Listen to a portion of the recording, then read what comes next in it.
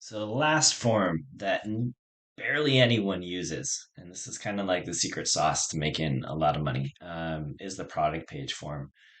We started using a product page form a couple of years ago because we noticed that there was a gap that happened in the customer journey where if I came to a website and I was hit with a pop-up form immediately with an offer, save 10%, 20%, whatever it is. And unfortunately, as soon as I exited out of that offer because it was too early, I never got that offer again. So, in the typical buyer journey, you go to a website, you see a pop up, you get rid of the pop up. If you're on mobile, you're definitely getting rid of the pop up because it's taking over too much real estate. You're diving deeper into the journey, you add something to the cart, and then you think to yourself, oh, wait, there was an offer for me to save 20%. So then you leave the website and you go looking for an offer, or you use Honey or something else and you try to figure it out. All in all, it's a pretty bad experience because as soon as you leave that website, you start your chances of coming back and purchasing drop quite a bit.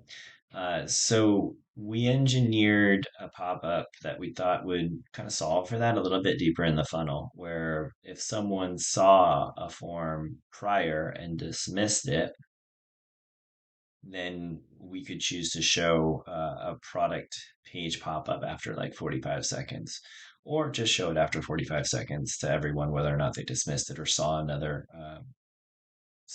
offer. I know a lot of people think that offers and pop-ups can be annoying or that they are pinching into revenue.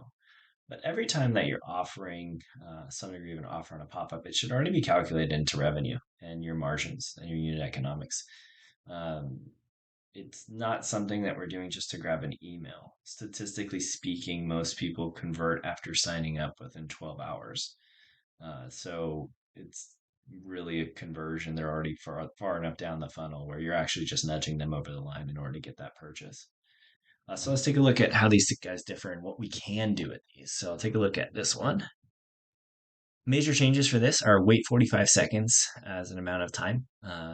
So that's to give people time to look through the product descriptions and get down into some reviews, etc., and then hit them again with a bit of a slide out. So this is a slide out, not a pop up. So it'll look something like that and show itself in the lower right. Um, in the audience itself, any visitor not subscribed only once per session for the specific form. In our platform and some other platforms, you can base it on specific actions taken from a form. So I can go look for instance, our landing page. And this is our email only tablet desktop one. So email only tablet desktop. And I could say form dismissed, and that will be a trigger. Um, so you can do that by multiple if you're running multiple combinations, etc. But tying actions to different forms is a pretty neat thing to do. On the URL side, contains product. I believe Shopify uses products plural, but product will work for that. So that way, every time we are on a product page, this will know to fire itself. Whereas if we're not on a product page, then it will not fire at all. Uh, and that's pretty easy to set up in most of your email pop-up providers.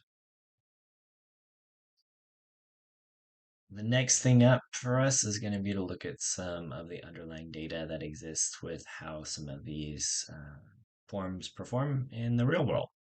So stay tuned.